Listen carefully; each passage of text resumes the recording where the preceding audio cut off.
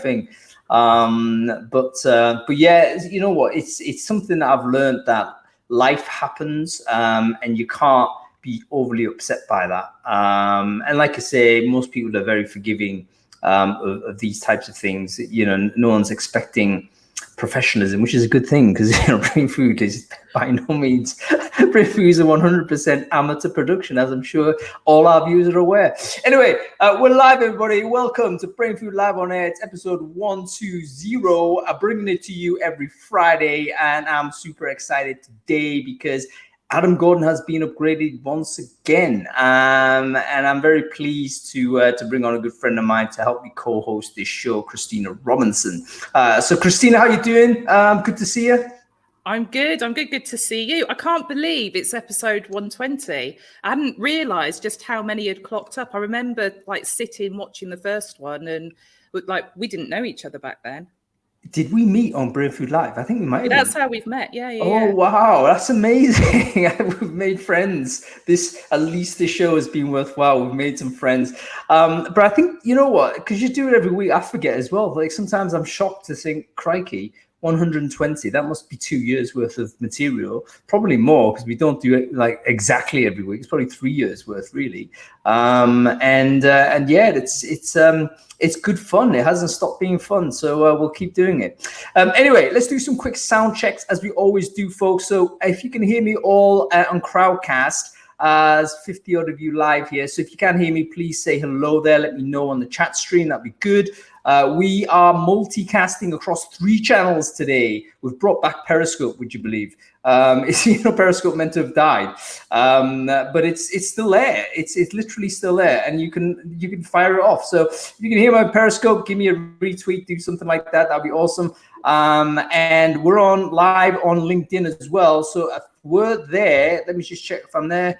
I can't tell on that, but if you can hear me on LinkedIn, please let me know. Give me a supportive emoji. There's an emoji that allows you to be supportive. So can you please click on that? That'd be good to know. And on Facebook, I think there's enough people there that can say that you can hear me okay. I think so. A couple of people like it. All right, cool. We're ready to roll. A quick word from our sponsors today.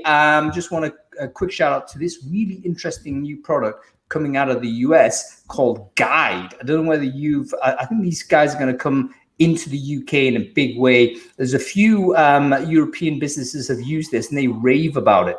And it's basically a candidate engagement software. It's literally designed purely for that, to make sure you have a personalized experience for each candidate. That's the bar that they're going at. It's not about having automated responses or whatever. It's like creating an experience where the candidate genuinely feels that they're getting individual treatment.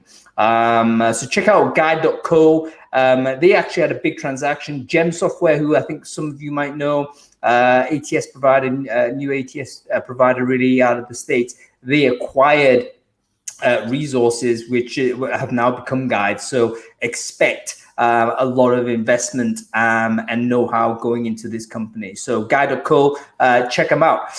Okay, let's get on with the show. Christina, for the few people who don't know you, actually, can you maybe quickly introduce yourself, who you are, what it is you do? Yeah, so I run a marketing agency specialising in social media for recruiters here in the UK. So that's Green Umbrella Marketing. And essentially, I just spend all day, every day, looking at different social media strategies to help build talent pools, whether that's from an agency perspective or an in-house perspective. Fantastic. And Green Umbrella have done some work for Brainfood as well. So I can absolutely confirm they're a fantastic crew that really delivers some top-class service. So if you need any support on your kind of conversational marketing, I would say, then definitely get in touch with Green Umbrella. Okay, Christina, we always start off with a review of the newsletter. Did you read the newsletter last week? And if so, what was interesting for you? So I did. I have to hold my hand up and say I read it every week, but I'm one of those people that I like the how-tos, the more kind of like practical stuff. So standout thing for me this week was that list of recruitment tools, like all the software tools. It's like over 130 things on there, and just like flicking through like loads of things I was aware of, but some really like interesting stuff that was new to me. Yeah, it's actually really hard. I hate lists generally because, I think, there's always somebody missing that should be there. And there's a few companies or a few people that shouldn't be there than they are. And it's like, oh, that's a bit annoying. But these guys, was it Talent Hero? Yeah, Talent Hero did a really good job because they've actually like profiled every product and they've categorized it and they've given everyone like a cameo portrait. And ultimately, I think that's really valuable. They haven't just listed a bunch of links. They've commentated on different bits of software. And I just thought, it's hardly innovative, but you can see the work that's gone into it. And if you're buying software now and you're looking for, a couple of competitors for this category, you don't want to just go with the first thing you see. Check out that list. I think it's just well worthwhile getting involved with. I've just shared it in the chat stream there, so do check it out. It's also in the newsletter. Okay, what other useful thing was in, or was it entirely useless last week, Christine? So there was a lot of really long stuff. Sorry. Okay, and I get to like page 2 and I kind of like go, yeah, I'll come back and read it later. Mine goes fried. Never quite do. But we're recruiting at the minute here, so I really liked the tweet, like the 10 things to do when you can see I really love a list, right? Yeah. Like the 10 things to do when you're transitioning jobs as well. Yeah, and I was kind of looking at that going, actually, there's a couple of things there we could probably build into our onboarding system as well that is quite interesting. And I think, have you got something coming up on that as well? Onboarding. No, we've got, I think next week might be first 100 days or something where we're trying to sort of nail what the first, within the first 100 days, if you're a recruiter, what kind of things need you have achieved in that time, because that period is really going to be decisive for you. But yeah, I do like this one, not only for the recommendations, but the presentation was fantastic, wasn't it? Yeah. Don't you love the sketch note? So it's basically, folks, I've just shared it in the stream, check it out. It's just a single one page. Some artist has drawn it. And it just makes it so easy to consume. You're not like scrolling through loads of text. You literally, at a glance, you can see the 10 things in the same shot. And then you can realize, that's actually a really good way of presenting information. Sketchnote artists, they are, if they're not getting paid a lot per hour or per sketch, they should be, because this is a premium skill set, I think. Absolutely. Give us one more, Christina. So was the rejecting candidates like from internal hires, was that this week or was that last week? I think it was this week. This was like one of the hidden aspects of promoting internal mobility is what happens when you reject the internally mobile candidate. And it turns out, actually, you might end up triggering this person leaving the organization entirely because you've mishandled the rejection process. And I think a lot of people don't think about this. We're charging ahead saying, yes, we're going to make open market in our companies. Everyone can apply for any job. We want people to move around, all that well and good. Have we thought what happens when we reject the candidate? Because that person has kind of gone out on a limb. They've sort of revealed themselves a little bit to say, all right, maybe I'm not super happy where I am. I prefer to be here. And then it's not happened for whatever reason. And then they have to go back to where they were and have potentially awkward conversation with boss, or, dialogue with team might be a bit strange. Like, have you thought about how do you handle that? And what you don't want to do is actually reject this individual who may be great for another job elsewhere, or great to come back and just sit in that role for a couple more months before something else, rather than them, feeling so negative as a result of the rejection. They end up leaving the company entirely. So I think that's probably worth another Brainfood Live, to be honest. How do you handle candidate rejection for internal candidates? I don't see anybody talking about that. It's very nuanced and niche, but it's got to be a coming problem for a lot of businesses, as we want to try and create a more fluid workforce. Absolutely. And I think there's another thing here as well with those candidates, actually, that they're sitting in that chair talking to the people around them about what that experience was. What impact does that then have on engagement with their peers?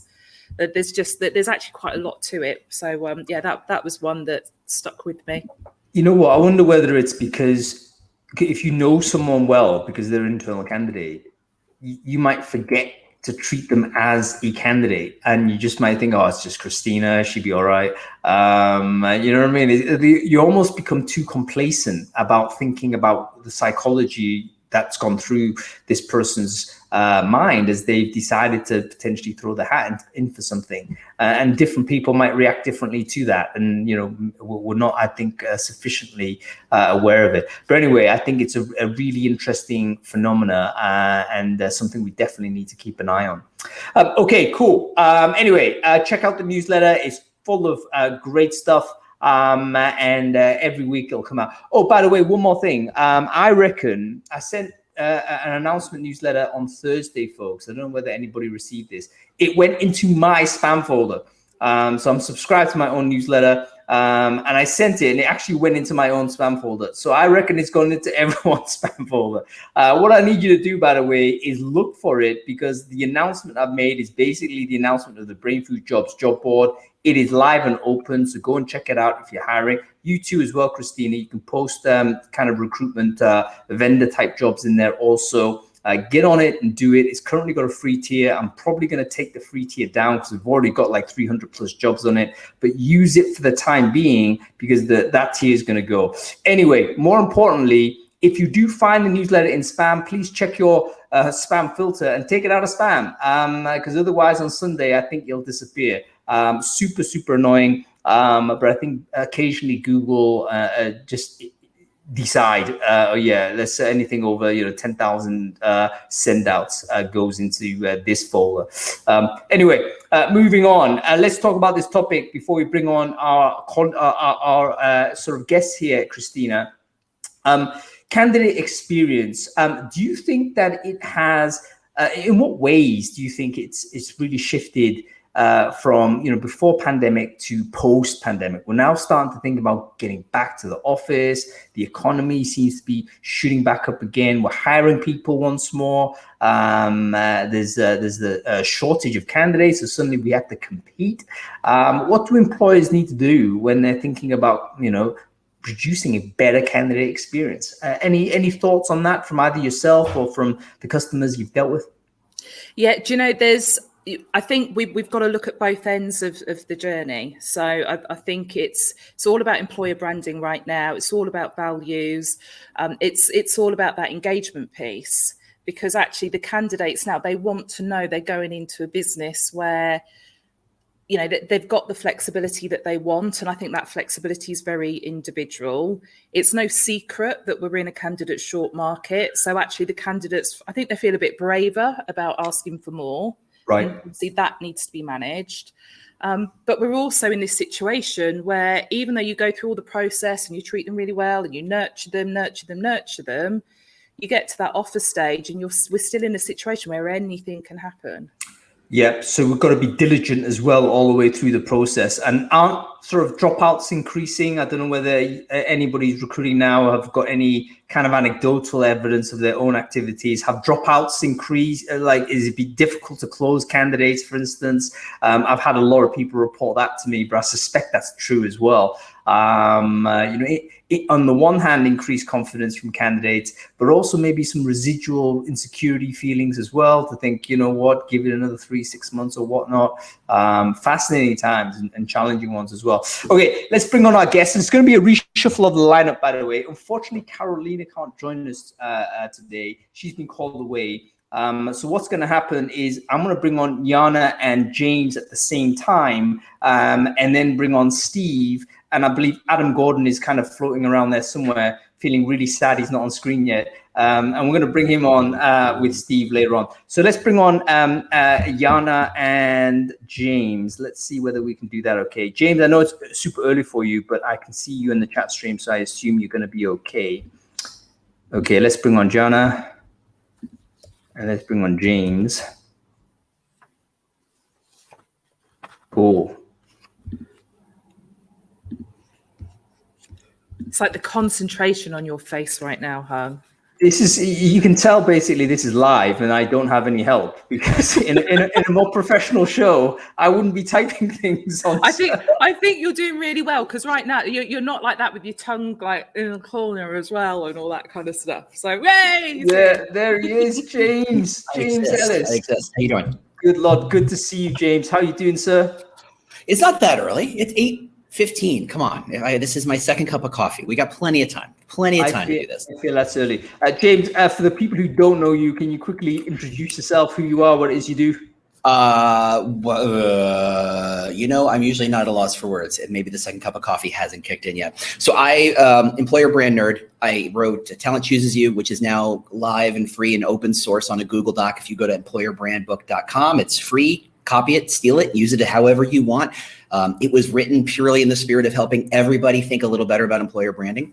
I, having followed the Hung Lee method, which sounds like a pamphlet in itself, right? The Hung Lee method. I also have a newsletter, and we just hit 100 episodes, 100 issues called the Employer Brand Headlines. And every Monday, once you've read Hung's email, the next day you get my email, and I talk just about employer branding. So that is available to anybody who wants to sign up. That's what I do.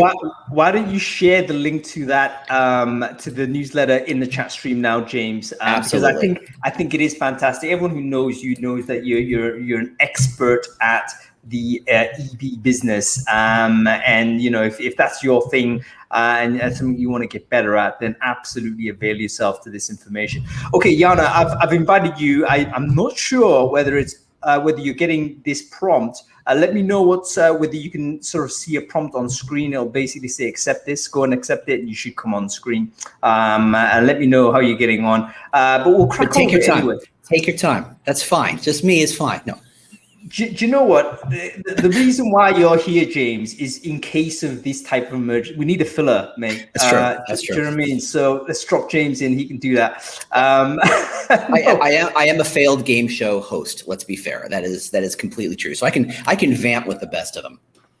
Okay, don't worry, Jana, it's on your screen. Basically, if you're kind of watching it now, there should be something which will prompt you to accept it. And I'll re-prompt and you'll get it. By the way, you should be using Chrome. If you're not using Chrome, use Chrome, because otherwise it ain't gonna work. Okay, James, let's talk about this. You've got, let's have a look at kind of the comments that Christina mentioned. We've got changing psychology of the candidates from this kind of really remarkable period that we've gone through. What's your learning from this? Because you've actually got a job. You're working for Roku, right? No, he's actually got a job. Ixnay on the day job, Come on, kid. I mean, no, I do work for Roku. I don't talk about it because when you talk about your day job, lawyers get involved, and I am all things trying to avoid lawyers wherever possible. But yeah, I mean, that is true.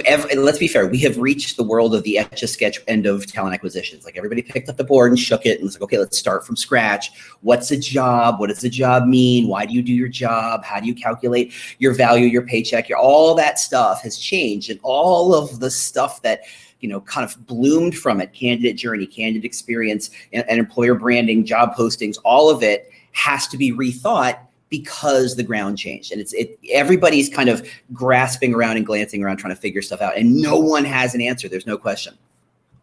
Well, okay. What's the axiom that has changed the most in your view? Or has it just increased, like you got to do more of it? Or has there anything that's properly reversed? Like, that was good then, it's actually the worst thing you can do now. Has anything like that sort of come across your mind?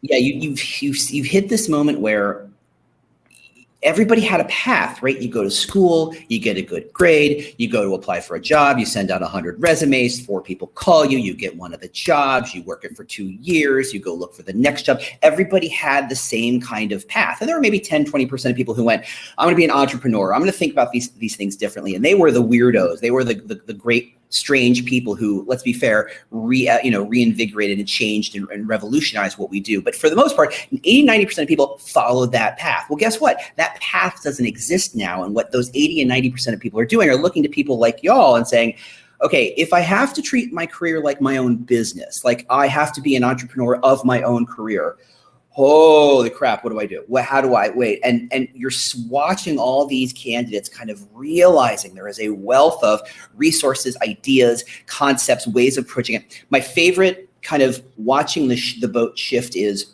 resumes. And I am a weirdo who loves resumes. I adore editing my friends' resumes. I love it. They don't understand it. It's fine. But I love it because everybody has been taught. Everybody read the same 4 books. Everybody read How to Write Your Resume. Everybody does it exactly the same way.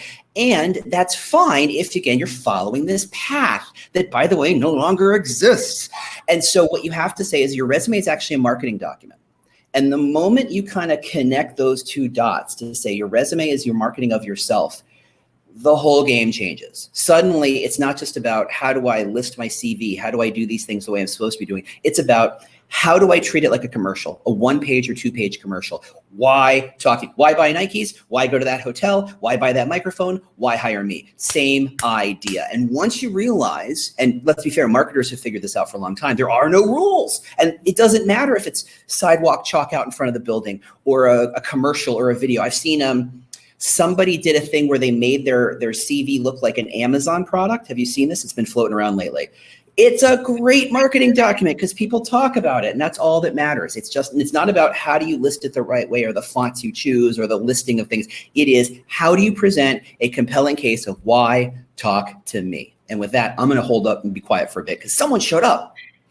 I was going to say, James, I mean, obviously I'm going to, I feel for your esophagus, you know what I'm saying? There's going to be times when I'm going to have to interrupt just to make sure we don't damage that. But great monologue. And I think that one of the main things that we got from this is that candidates now know they can't rely on employers, basically.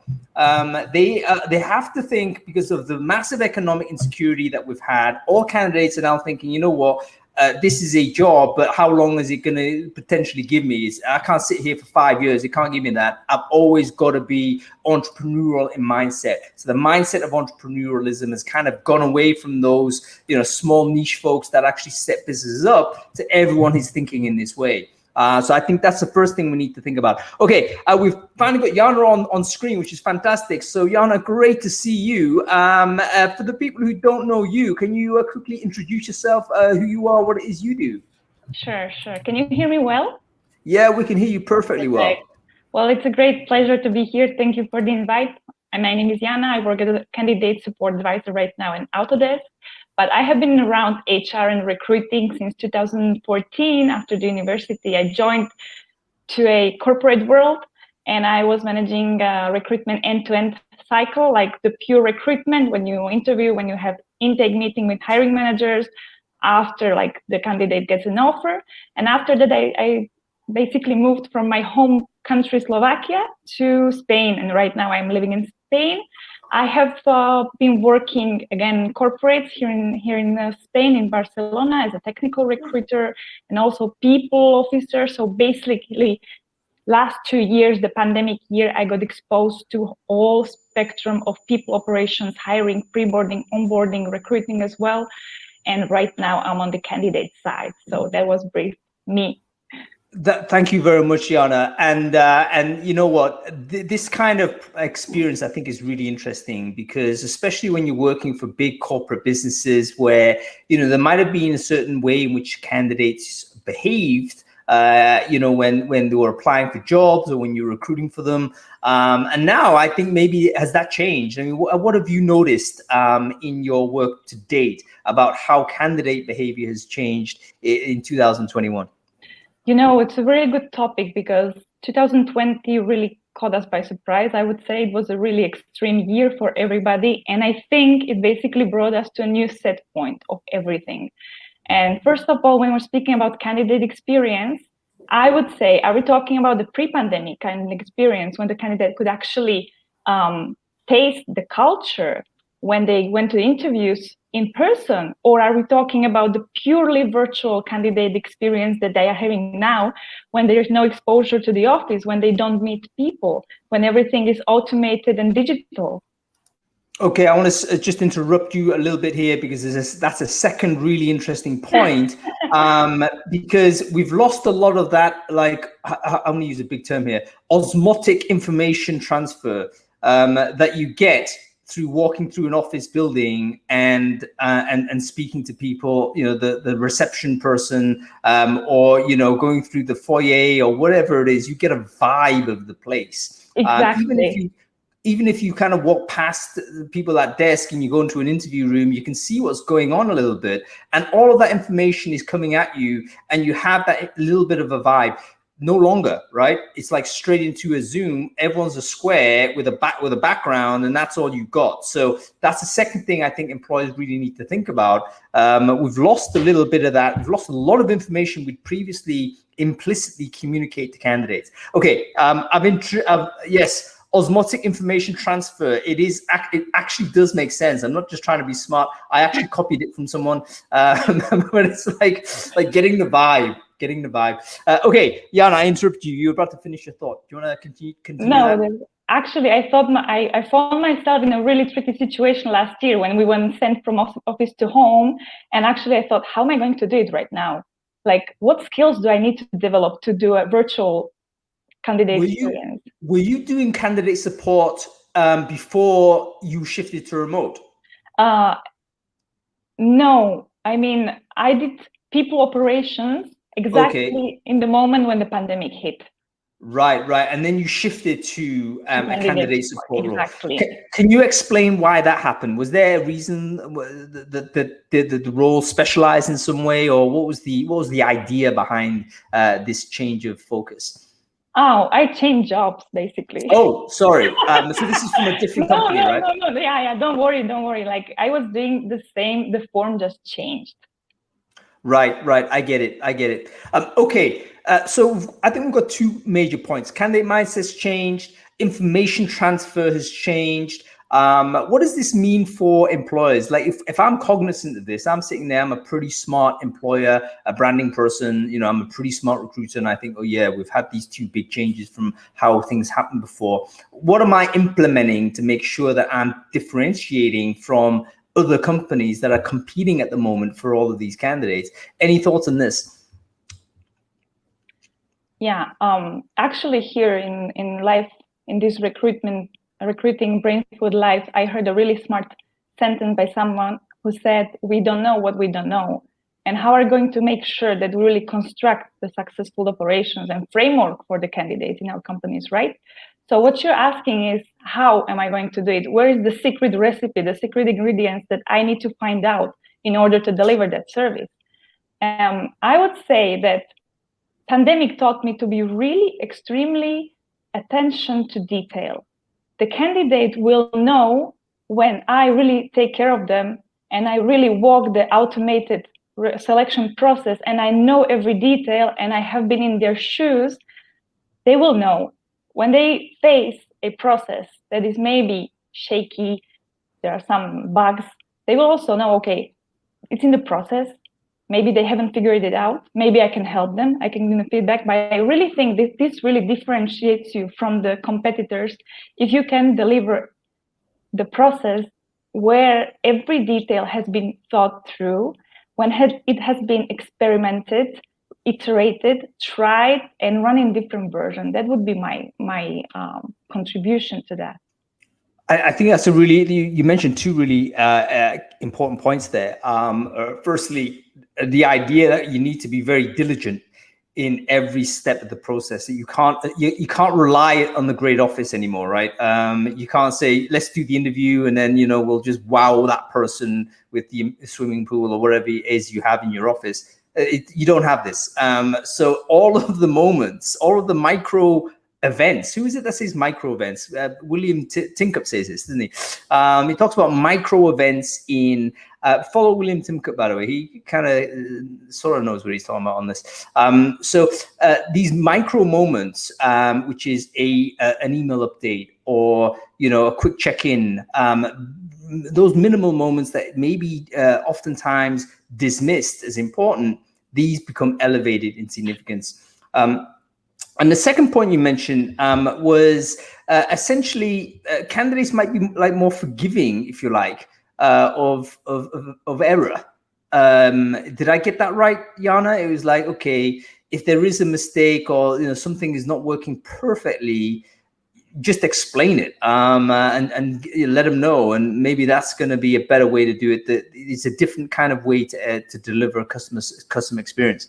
Exactly, I agree. But I have to say we need to specify it, because like offer a process that is under construction and sell it as a complete process that this is our recruitment process, it's not okay.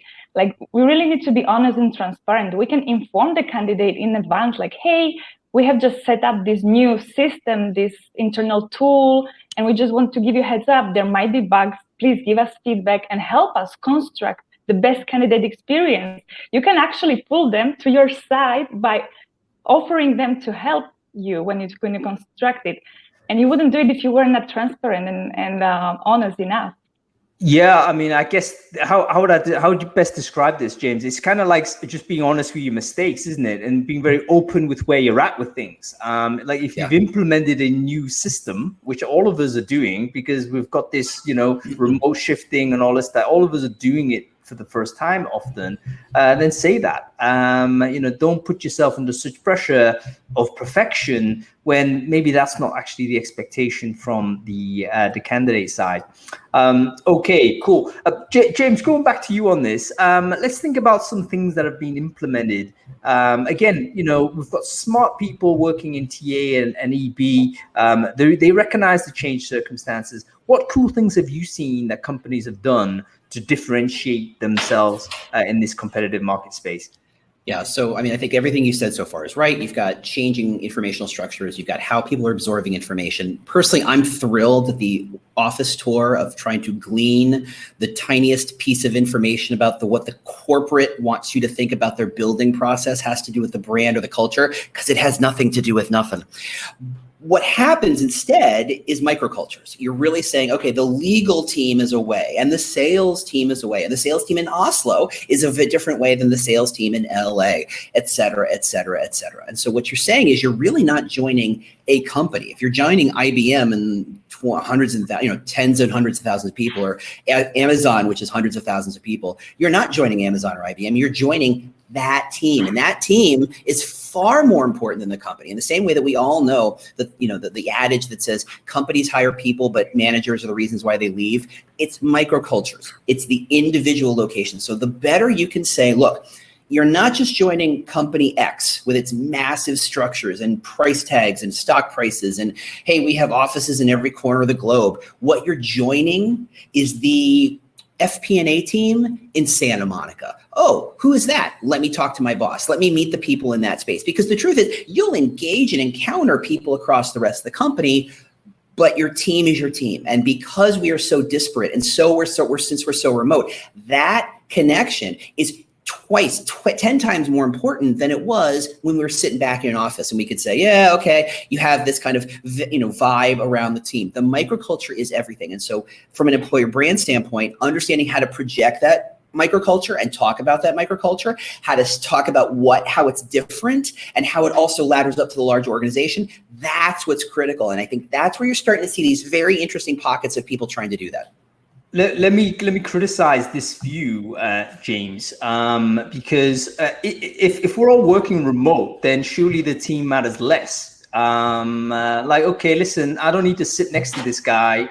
I don't need to like him. I just need to do my job. He needs to do his job. Why do I care about team culture?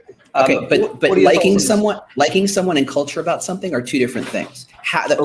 First off, and I apologize because I've done the thing that I hate about other people myself is that I've talked about culture without defining culture. And the words like culture and strategy and brand are those words that we throw around like everybody knows they are. But if you ask 100 people what culture is, you're going to get 112 different answers. Culture is how decisions get made when there's no either authority or rule about how to apply that rule. It's just how you get things done. It is the way things get done. It's the things you choose to ignore, the cultural norms of how you get things done. It's not about liking someone, right? I know plenty of people who are incredibly successful in their jobs who are surrounded by people who are like, the second I quit that job, I'm never speaking to them again. They're very good at their job. They're very good coworkers. They're great to, they do their job. They're there for that. I think that's one of the things that work and COVID has really said is like, look, Some people now get to choose work is work and life is life, and they are different things. I have friends and I have work friends, and I can choose to intermingle them. Back before, you spent so much time at the office, guess what? Your work people had to be your friends, because otherwise you didn't have much time for any other friends. So you had to stay. So culture is not friendship. So microculture about how do we get things done? How do we achieve? How do we build things? That is crucial. And more than just knowing it, communicating it to somebody a candidate who is a complete stranger is so hard to do, but it's so crucial. Okay, I think this is a really good kind of idea. Maybe the fifth big idea we've talked about, just spooling back before my, interjection, which is the idea of having micro cultures. In other words, team-based cultures. That's the unit of analysis we should be caring about. Yes, you need to care about obviously the corporate brand, etc. But you have to recognize that individual teams is how the person is going to experience the company more than anything else, and that's something that needs to be cultivated. Now, that's actually a big challenge for EB, isn't it? Because suddenly it's down to the individual managers and down to the individual teammates rather than here's the corporate template. How do you see the relationship between like employer branding folks and TA folks even, and these hiring managers and teams? Like, how do we get them to communicate how they operate to candidates? Is that something they should do, or something we should write down and then communicate for them? What are your thoughts? I mean, and I think we could have a quick show of hands. How many people have heard in the last 5 years that recruiting is everybody's business, right? The business, from the CEO to customer service, everybody is actually in the recruiting business. They are developing. They're the reasons why people show up. The step along that path is now that employer brand is everybody's business. And that's true. The trick is that information has not trickled down either as an idea or the actual, this is how you do it. This is how I dread the day I have to kind of build a one pager and hand it to every hiring manager and say, read these things. Cause that's not real. That's bullshit. That's the party line. And that's no fun. What you have to do is say, here are a couple ideas of how we think we're different. What I'd like you to do is sit in them and think, how does that apply to this team? How is that, which of these, how, in what way are these ideas true in this microculture? And again, that's where microculture really has its value, is that it's not about think of Disney. And I love Disney because Disney is the best example I can think of where you have multi-brands and the challenges of how do you have the Disney culture, which is both Disney plus streaming Mandalorian plus Moana plus ESPN. Now, Disney will tell you that they like to think of it as that all of their brands have a little bit of fairy pixie dust, and ESPN gets the least amount because it's all football.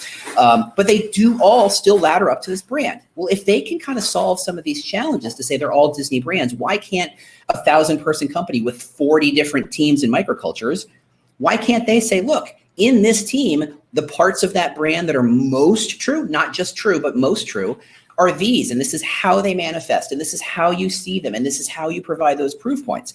That also means for your brand, it's not 100% true across the board everywhere. It can be, you can say, look, that's a pillar. That's more on the, on that other team side. They worry about that part more. In the same way that sales and legal are so radically different in terms of their culture and approach, they can take different approaches to the pillars of your brand. They can say these 3 pillars are important to us, and these 2 pillars are important to them, and that's still the brand. All right, so that's a really good way of thinking about it. There may be some like axioms, let's say, that are part of your corporate culture. Hopefully they're not cliches, but the things that you care about as how you do things. But then you can go to individual teams and say, how does it manifest? How do these things manifest in your particular team? And it will manifest in different ways based on who's already there as a component of that. So I think that's a really interesting way to think about it. Maybe this is a framework that could be, it seems to me like a one-pager that you could probably give people that will help educate, or give them a tool that will help the hiring manager and the team get comfortable with this. Something we've done internally is said, okay, these are the 12 kind of traits that we all kind of see. We see a lot of. These are true inside our day-to-day lives. And we ask the team, rank them. So we can say in this team, these 3 traits are the most important. Not that these other traits aren't, but these are the ones that are most. But if you go to another team, these other 3 traits are a little more important to them. It helps create a sense of cohesion of a brand, but also this is how this microculture lives inside this larger world. Do we like this, folks? I'd be interested in your thoughts on this. Let me know whether this way of having like a dialogue with your teams about the culture, about what is the priority of these key axioms. Is that a useful thing? I'd love to hear your thoughts. I personally think it is, because it gives the people the teams like a sense of ownership. Because once you can rearrange the priorities, then it's kind of your priorities, rather than someone rolling out a top down. By the way, folks, here's our culture. It's like, oh right, this is it, and then suddenly it's like marketing. So it doesn't quite work out. Okay, that's really interesting. So having there is a problem with this, and I want us all to think about this, even if we haven't kind of experimented with it in real life. I certainly have, but I want us to think about it. Okay, what if you have certain teams that, for instance, contravene the company axioms somewhat? So I'm thinking, let's say, one of the problems you have, for instance, when you have let's say a very tightly knit team that's been around for a long time, typically they end up being quite exclusive. It's quite hard to break into a new circle of friends that all know each other. We've all had that experience, right? So sometimes you have that scenario. How do we work with those folks? They haven't done anything wrong. They've just stuck together for a long time. So what are your thoughts on that? Any ideas? Christina, feel free to pop in with a thought on this. You're on mute, by the way. Yep. Yeah. Do you know, I was just thinking, because we've, like my team here at sort of HQ, we are really tight. We've worked together for a number of years. We are exactly what you've just described. And okay, you can argue we are the top down, if you like. We're setting that agenda in terms of culture. But one of the things that we started doing was this like weekly live show. And I've seen it, yep. Right, it's absolute nonsense. It's literally, if you dropped into the office, that's what you would walk into. Random conversations, me saying the wrong things, them telling me off for it. But what it's done right now, like I said, we're recruiting at the minute, and every candidate that I've seen, they've watched that live show. They've right.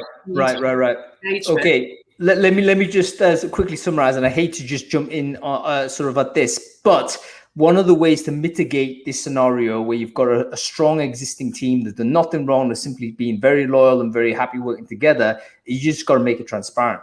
Like just let people to see how they operate. Live stream a day, do something that makes it very clear what they do. They're not hiding anything. They're just a bunch of people that have just worked really well together. That I think is totally the way to do it. Okay, we're kind of running short on time. This conversation has been amazing. So I want to let Jana and James say one more thing each on this. What would you say? Yeah, James, man, there's gonna be, I'm gonna have to time you as well, dude.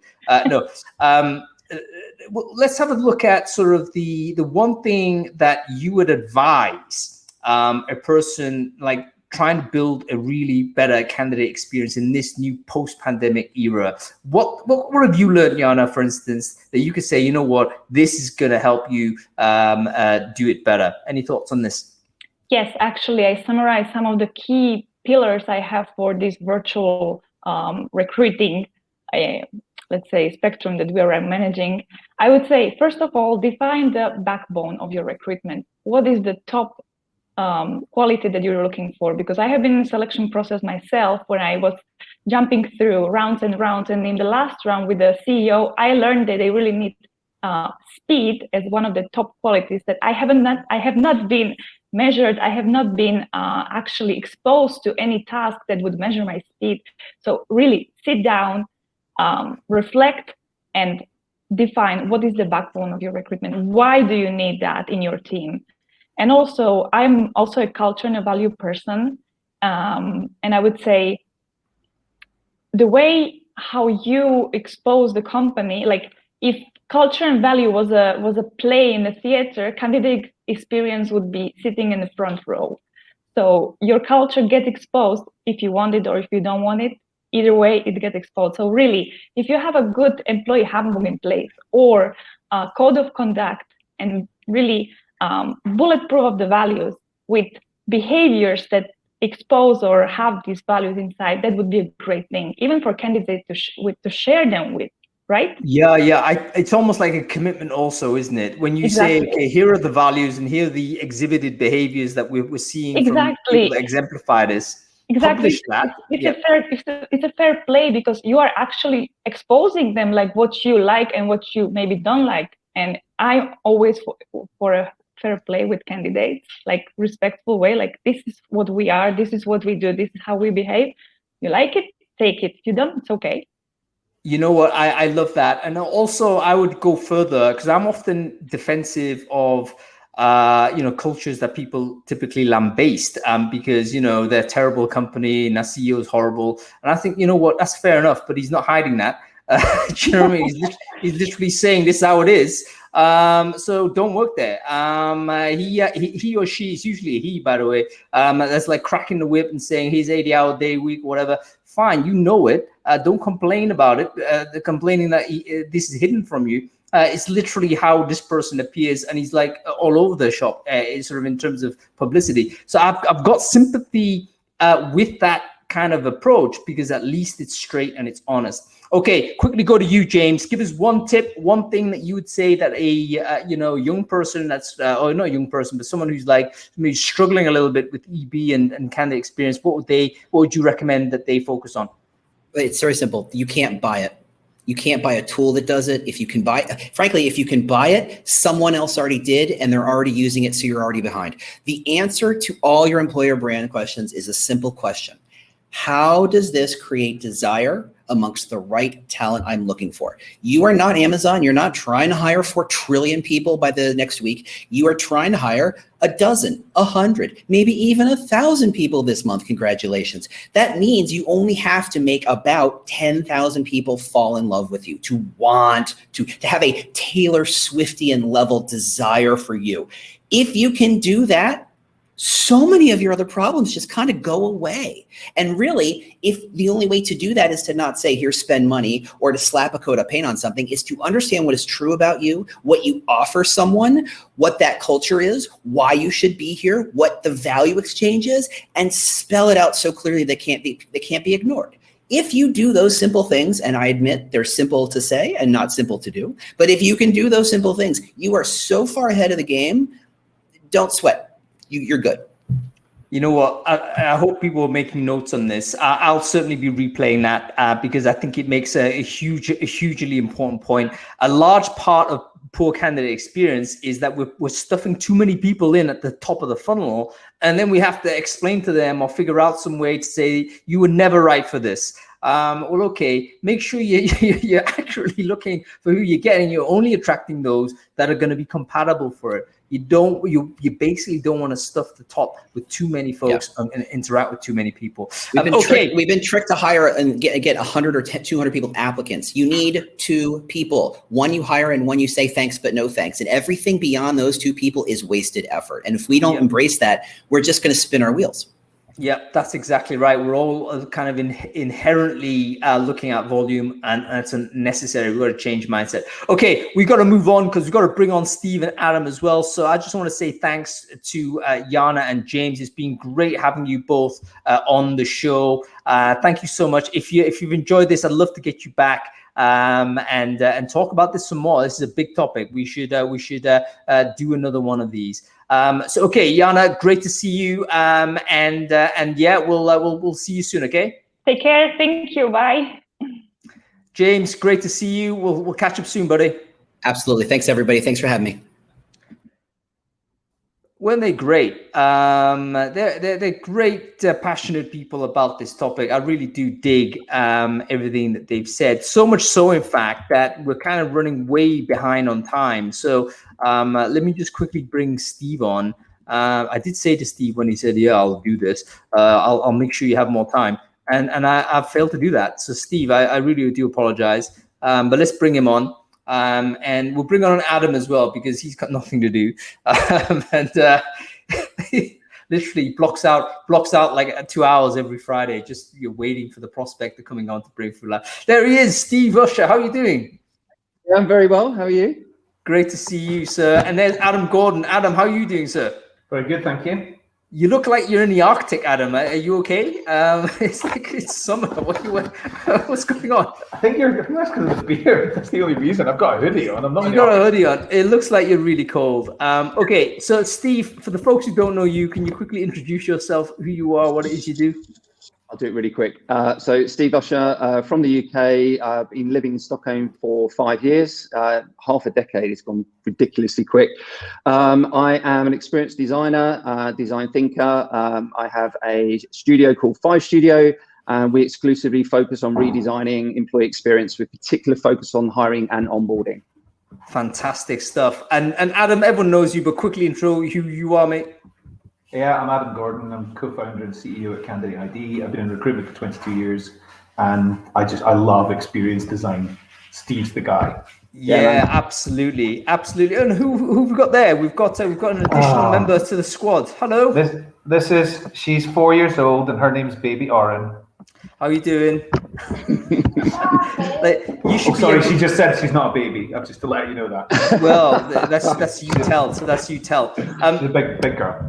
Okay, let's get on with this general idea, this sort of where we're at with candidate experience post-pandemic. Steve, you consult companies about this. What have you been getting from employers? Why, like when they've come in to ask you for help or to sort something out, what has been the main thing that's been that they've been concerned about? So I think the main thing that I've seen is just what had happened last year, which has been utter carnage in the talent acquisition space from a candidate experience point of view. I think what we found is there's a lot of kind of recruitment processes, and we call them processes. It tends to be linear left to right as we see recruitment. Has really been called out with a plethora of candidates that we've never seen before. So a lot of the challenges is faced around how do we protect our brand by delivering better experiences. That's been one of the main ones that I've seen for sure. So it's yeah. And also sorry, go on. No, I was just going to say as well, and also one of the challenges for me has been, I think we've also got to change this narrative around this obsession around candidate experience, candidate. I think that we've got to also start to turn our attention to, it's a hiring journey. Okay, so and that journey has it can be complex. It's got multiple kind of touch points and moments along that journey.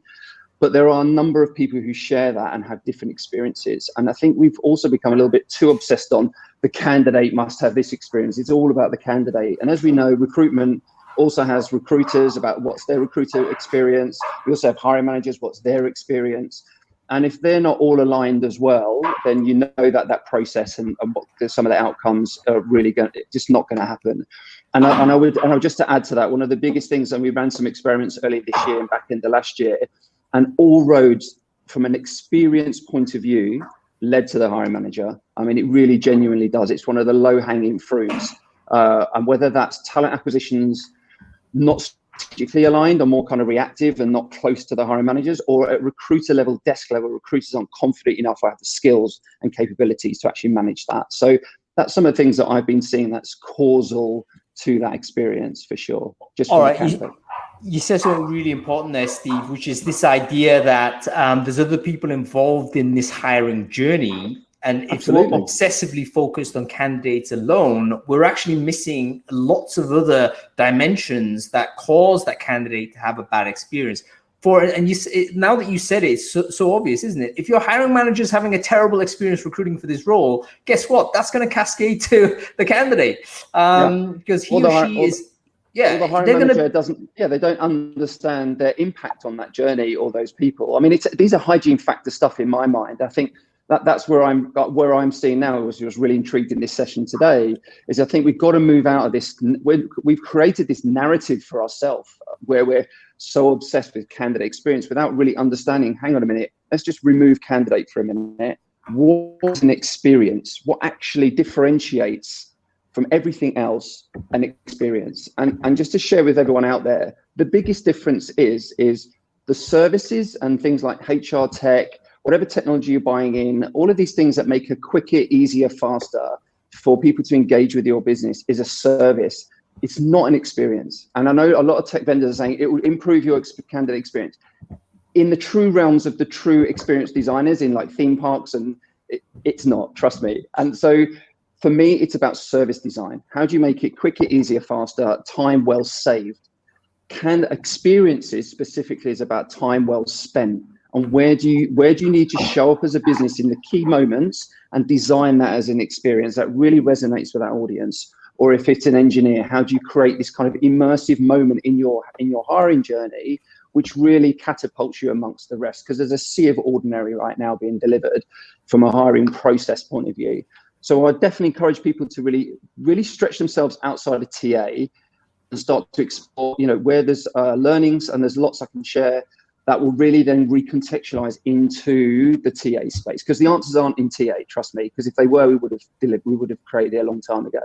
Steve, I need you to share some resources into the chat stream right now. So the stuff that you would say, as you say, outside of TA that we can go and dig into and spend a bit of time with, because I think you've said some really important things there. I was going to go on about the hiring manager experience, but you went on and I think you added significantly more from that. Adam, do you want to just chime in on what Steve said? I mean, any thoughts on the idea that maybe our aperture is too small? We're looking purely on candidates, Yeah, I'm gonna a slightly different lens on it, but we are absolutely looking at the wrong thing and we are totally focused on the application process.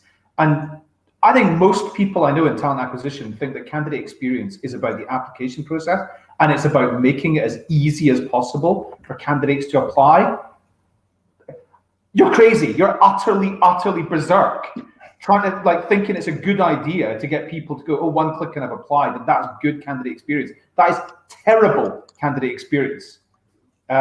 You have to. Well, hang on. That's a big assertion. I mean, I've filled in forms that take 7 minutes to go through a process. We know that's a bad experience. Yeah. So I'm not saying it's not, but the opposite is not good because it takes 1 millisecond to apply. Right. You take 1 millisecond to apply, and you wonder why you get so many drop-offs. You so many people not turning up for your assessment centers, not turning up for your interviews, not doing the things that are asked of them, because they've done nothing to generate any kind of commitment towards the process. That's why. That's the first thing is we're absolutely addicted to this application phase as being the only bit of candidate experience, when it starts way before that. It starts before the employer branding stage. It starts when the person first comes into any kind of contact with your organization, or any kind of awareness with your organization. The other thing is, and Steve's absolutely right, the design of the experience right the way through the relationship is really vital.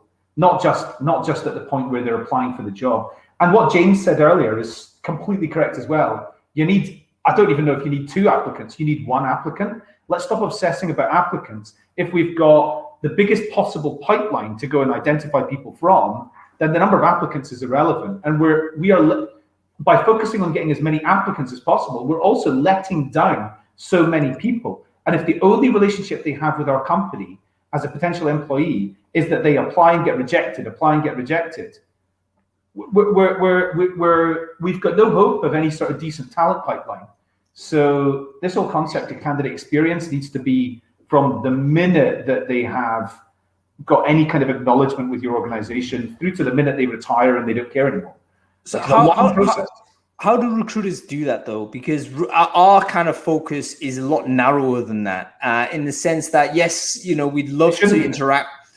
I should be on a beach, but I'm not. I mean, there's a world as we are, right? And the world as we are is that recruiters have a fairly narrow position, in the sense that we have to fill roles. So we might not have the time to interact with candidates that may never be in a participant in a recruitment process. So is there a situation where we have another person dealing with that and there's some sort of handover, or is there tooling that can help? I wonder, no, 100%. We can have separate teams that are responsible for that. Microsoft has a team that's responsible for that. They've got a team that's responsible for focusing on 4 companies only, and building relationships with people that work for those 4 organizations. So we definitely need to be doing that. Adavinta has a talent demand generation team that team's purpose, only purpose, is to build relationships and build experiences for people long before they're interested in talking to them about jobs. Who's this person? It's a company called Adavinta. Adavinta. Yeah. I'd love to know. Yeah. So e-commerce business. They just took over eBay Classifieds. Big company. All right. So what we're talking about here is very much almost and I don't want to sort of say this is a bad thing, so I don't think sales is bad, but it's almost like a very advanced way of thinking about sales, where you need to create brand recognition. You need to create very good first impression. I think what you said was absolutely right, Adam. If you're attracting a lot of candidates, necessarily you're going to reject a lot of them. And no matter how well you do that, it's still a no. And no one loves a no. It's always going to be a difficult thing to accept, particularly if you're passionate about that opportunity. Unless it's a no that comes with an ongoing relationship and an ongoing experience. And it always never does. And that's the problem. Right.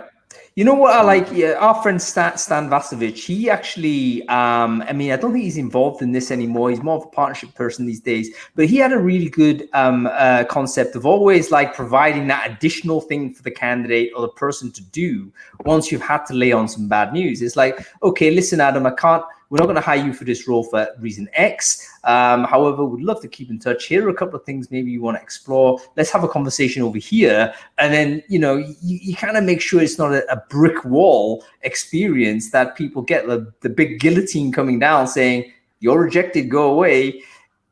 that's got to hurt, no matter what it is. It's an infinite game. The relationship should never stop. And with every click that they make, there should be another click that they make after that, which is something that's going to continue to build that relationship or deepen that experience in some way, or generate goodwill.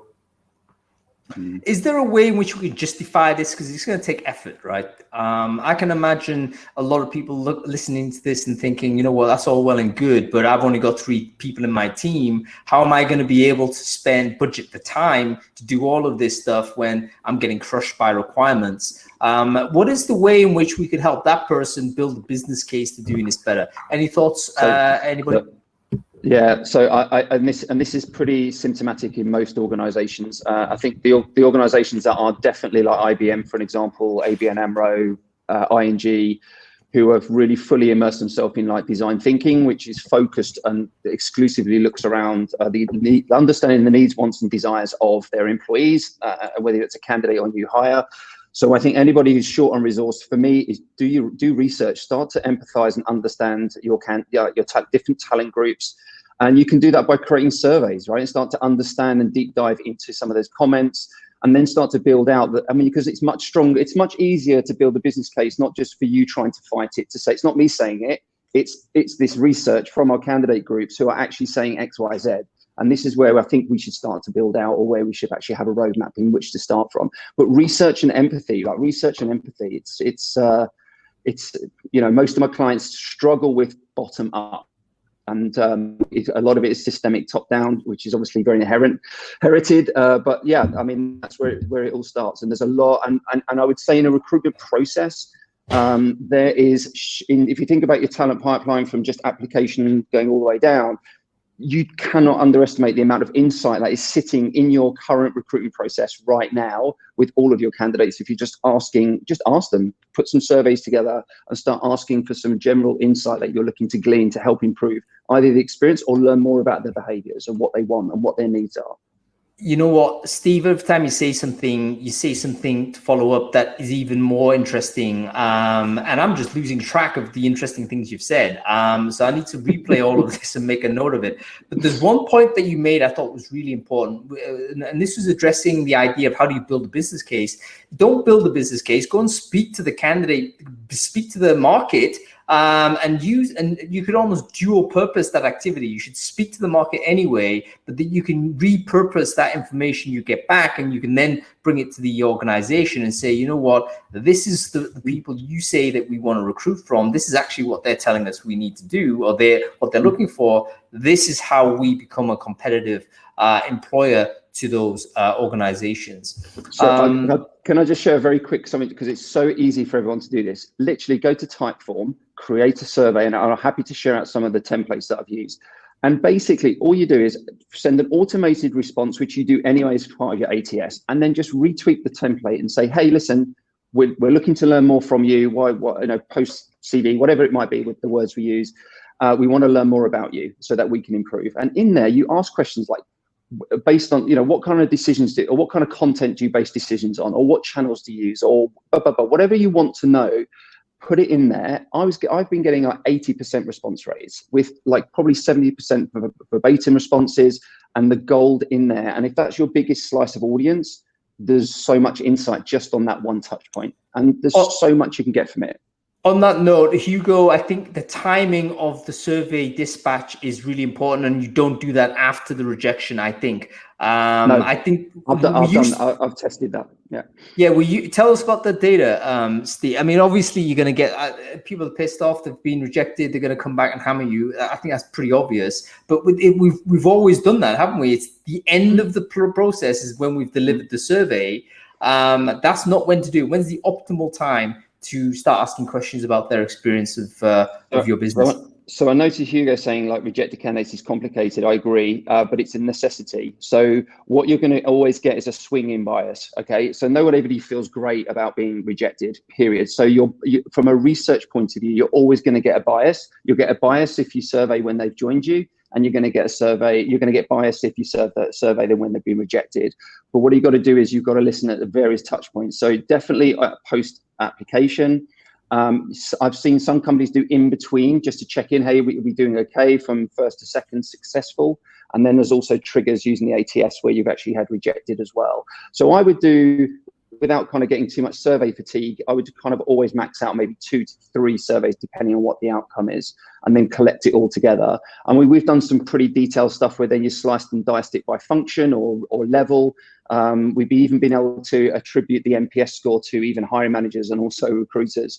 So there's a lot you can kind of do and play with it. But I would always say to you, keep it simple, 3 questions with verbatim at the end. Just ask for feedback. In there's the gold. Whether someone scores you a 5 or a 3, get the verbatim. That's where the gold is. And then just interpret it and start to identify the themes that are coming out in there. And there's obviously lots of tools that have been emerging as part of that now that are doing that from an automated point of view. But it's a good start just to listen. I think that's the behavior we need to think about is, how do I walk in their shoes? Empathy. How do I listen without my own lens on, or without me thinking in my bias? I've got bias as well based on this is what I think they need. And some of that might be validated through the research, but invariably you will definitely learn something new. An engineering talent group will have very different expectations to a sales talent group. So start to understand those groups in more detail for sure. Okay, Steve, let's move on to talk about like big changes in terms of how businesses are operating. We're talking, previously candidate experience was pretty much there was an office experience. 18 months ago, remote working was basically a fringe activity. Any company that was remote only, they were like, oh, that's super interesting, let's talk about it. Actually, now it may be a case where a lot of us are experimenting with this. What is the single biggest impact on candidate experience design, what employers need to do with this shift to remote, or maybe even to this hybrid type of thing that you've seen, and what you'd kind of recommend that companies need to keep in mind? Yeah, so Jana said something earlier, I made a note of it, like taste the culture virtually. And I was like, without a doubt. So this might be a bit way out there for people, but I really, this is what, when I saw when you invited me into this, we've got to move into kind of in candidate engagement. So how are we engaging people through experiences? Forget candidate experience hiring, just learn about experiences. These 4 words I hope will sit with everybody. So the experience is the marketing, right? So that is your marketing. How do you leave an impression with somebody so they get a taste of that culture, or they get a little bit more? So I think James was talking about that particular individual team. How do you get a taste of that outside of maybe a video or a content? And I think personally, we're going to go more into immersive storytelling. And I think we're going to start to go more using those words immersive. How do we not just project stuff to candidates and say, this is what it's like to work in this team, but maybe you come into that story and narrative a little bit more and step into that more, because we're going to need, whether that's through VR, whether that's through some kind of technology as an enabler, we're going to need to start to test these ways in which we can then get people to kind of immerse themselves and step inside of an organization, because they're going to have to do it from home, and they might come into the workplace a couple of days a week. I also have a theory that workspace, as we know, changing, and I think organizations should be spending a ton of money creating immersive areas where new employees, potential candidates, existing employees can go in and immerse into current strategy of company, put on some goggles, do however that immersive area might be. So I just think that for me, the next stage of experience is how do we create it? How do we develop it into a much more immersive piece? So that's You know what, and that also maybe maps back to a small comment that Adam made earlier about, the candidate's got to come and give something, or you need to provide a doorway for them to do that, because when a candidate or a person is involved in anything, you have a better experience. This is audience participation. Like comedians know about this, rock stars know about this. Get the audience into it, and then suddenly everyone is vibing with it. It's the same reason why you go watch sports live, for instance. It's a totally different experience from watching it on a TV.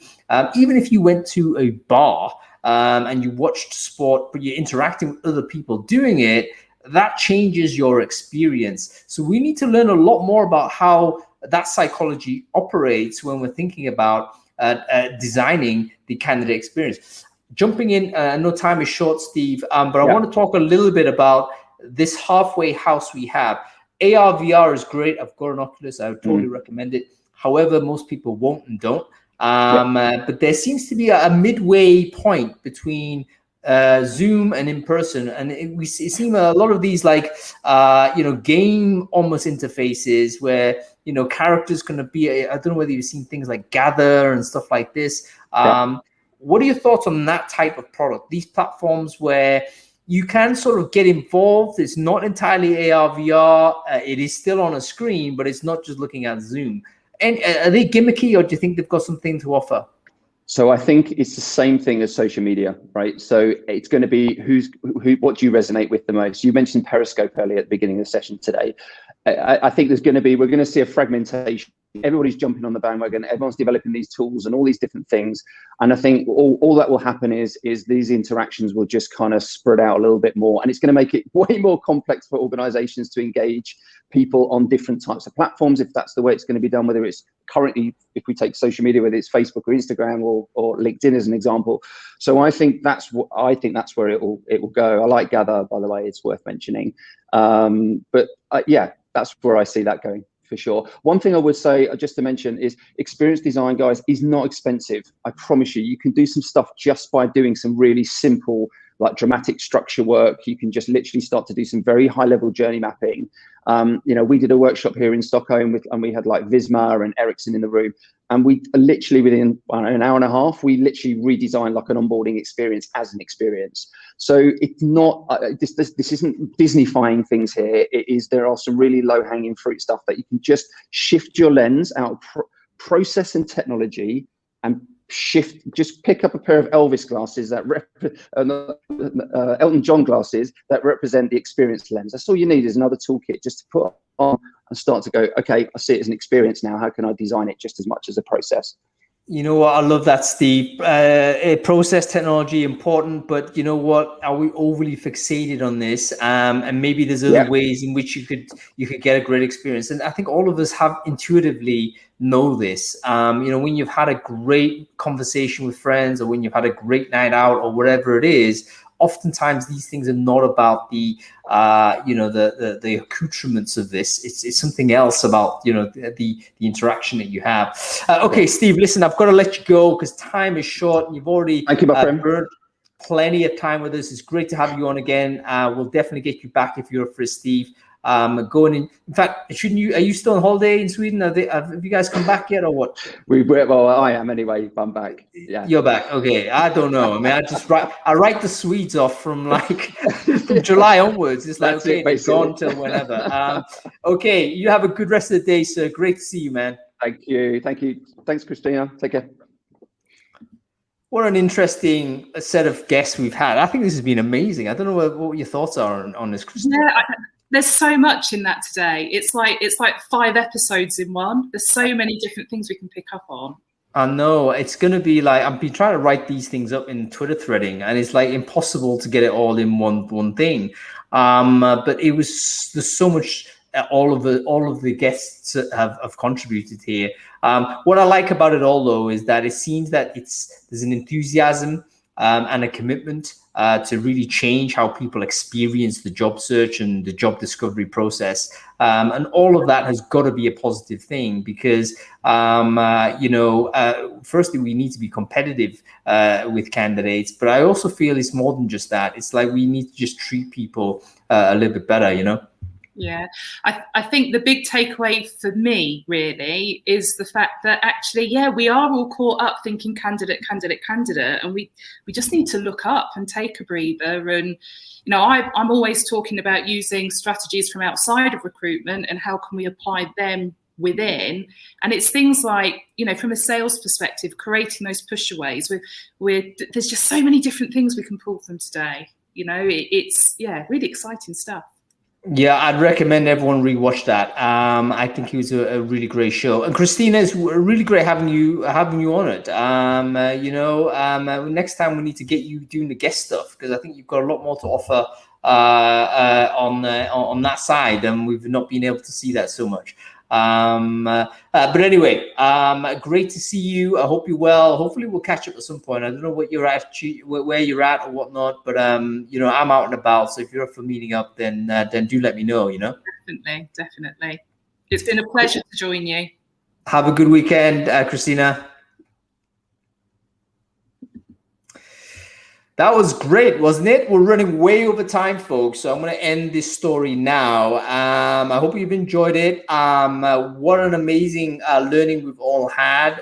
Do let us know. By the way, one of the things I want to try and do is to make sure everyone who's actually watched this show can interact with the other people here. So please share your LinkedIn in the chat stream. If you haven't done so already, I saw some people do that before. Heidi did that.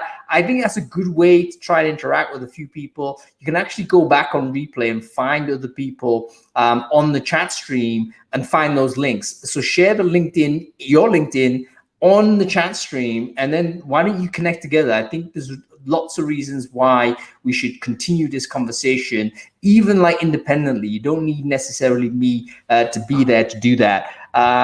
So go ahead and do that. Well done, Hugo, Alicia, Colleen. Fire in your LinkedIn. Let's all connect. I think this is something that's definitely worth doing. Let's think about some of these exercises. Actually, just thinking out loud, I wonder whether it might be worth while putting together like some sort of roundtable or something from the guests, not the guests, but the people in the crowd, and see whether we can implement some of the ideas that we had from our guests, because they were so good. So anyway, go ahead. I'm going to give you a moment to keep putting those links in. Other than that, follow the channel if you've enjoyed the show. We're back next week. What are we talking about? I think we are talking about first 100 days. So this is going to be, what you should do as a recruiter if you've got a new job. First 100 days, what is your activities? What do you need to have achieved in that time?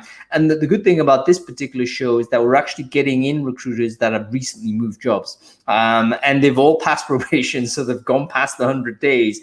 They're going to reflect and tell us, okay, this is what's happened. This is something I haven't done, I should have. This is something I did do, and then it worked. So make sure you do that. I will see you all next week. Have a good weekend, everybody.